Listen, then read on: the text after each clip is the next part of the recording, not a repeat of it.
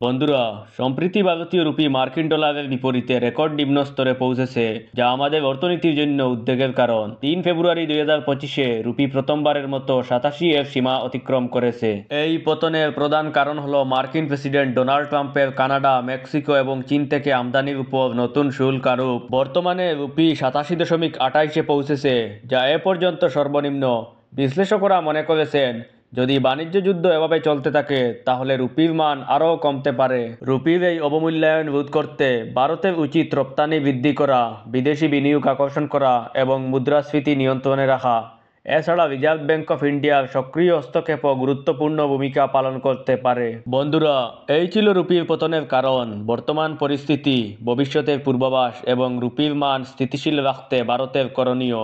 আপনাদের যদি এই তথ্য উপকারী লেগে থাকে তাহলে আমাদের চ্যানেলটি সাবস্ক্রাইব করুন এবং সর্বশেষ আপডেটের জন্য সাথে থাকুন।